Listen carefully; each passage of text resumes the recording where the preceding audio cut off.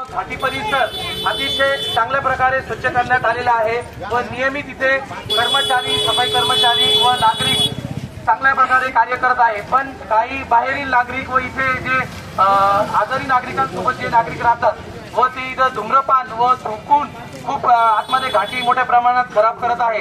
या नागरिकांसाठी आज हा कार्यक्रम आयोजित केला गेलेला आहे की आपण या घाटीमध्ये बरं होण्यासाठी येतो, पण यामध्ये जर का आपण थुंकत असाल व इथे खरकट अन्न आपण टाकत असाल तर यांनी आपले आरोग्य चांगलं नाही राहू शकत। याच्यामध्ये आपल्याला खूप धोका निर्माण होऊन आपण अजून आजारी पडू शकतो। तरी सर्व नागरिकांनी इथे येणाऱ्या यामध्ये विचार करावा की आपण फक्त घाटी प्रशासनाचंच काम नाही आहे की ते स्वच्छ करतील व त्याला नियमित स्वच्छ ठेवतील, नागरिकांचंही कर्तव्य आहे की आपण जर का आपल्या आरोग्यासाठी इथे येत आहे तर आपण नक्कीच इथे आपलं श्रमदान करावे व स्वच्छताचे पालन करावे। आज Vijay army foundation, life care animal welfare association आणि घाटी प्रशासनाच्या वतीने हा अभियान सुरू करण्यात आलेला आहे। धन्यवाद।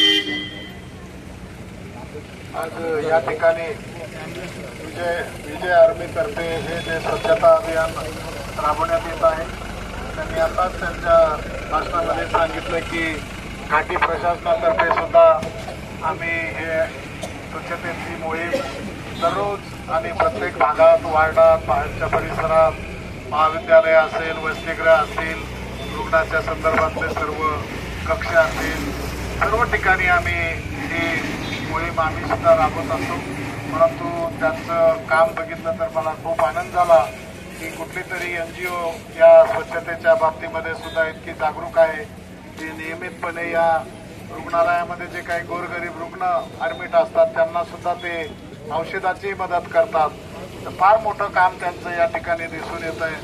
मी आता आपल्याकडे ज्या दिवशी पेशंट ऍडमिट असतो त्या दिवशी त्याचे नातेवाईक सुद्धा येतात आणि हे सगळं बदलत असतात, पेशंटही बदलतात, नातेवाईकही बदलतात।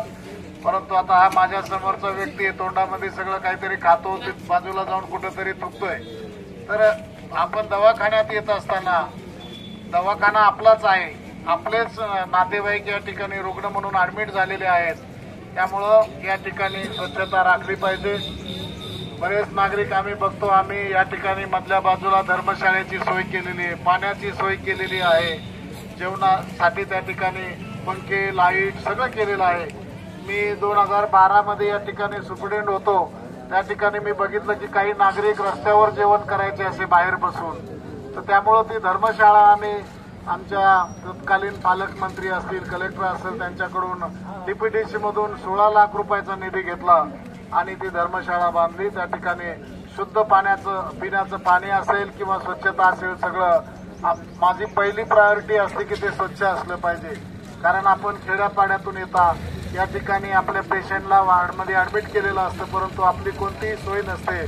समोरच्या बाजूला आम्ही काही खुर्च्या टाकलेल्या आहेत आपल्याला बसण्यासाठी, कारण सर्वच जर नागरिक मध्ये गेले तर डॉक्टर पेशंटला बघणार कसं, तपासणार कसं, म्हणून आपल्याला हे जे भेटीच्या वेळा ठरवून दिलेल्या आहेत तर त्या आपण या ठिकाणी थांबता, मध्ये जाता तर त्यावेळेस आपण कुठलीही घाण करू नये।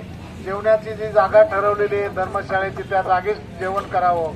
बरेच नातेवाईक आम्ही बघतो की त्या वार्डच्या समोर व्हरांडा असतो त्या ठिकाणी जेवतात, खिडकीमधून तिथून जेवण राहिलेलं फेकून देतात, त्या भिंतीवरच थुंकतात।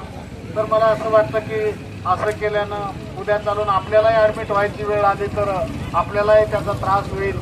तर आपण ही स्वच्छता सगळ्यांनी पाळावी, या ठिकाणी कुठल्याही ठिकाणी थुंकू नये, जेवण केलेलं आणि राहिलेलं अन्न कोणत्या खिडकीतून आणि त्याच्यातून बाहेर फेकू नये। या ठिकाणी आम्ही काही डस्टबिन ठेवलेले आहेत, त्या डस्टबिनमध्येच त्याचा वापर करावा आणि घाटी प्रशासनाला असेल, विजय आर्मीला आम्हा सगळ्यांना सहकार्य करावं आणि अशी मोहीम राबवण्याची वेळ येऊ नये असं आपण हे करावं, सहकार्य करावं असे मी आपल्याला या संस्थेचा अधिष्ठाता म्हणून डॉक्टर शिवाजी सुकरे आपल्याला विनंती करतो आणि आपण सहकार्य कराल अशी अपेक्षा करतो। धन्यवाद।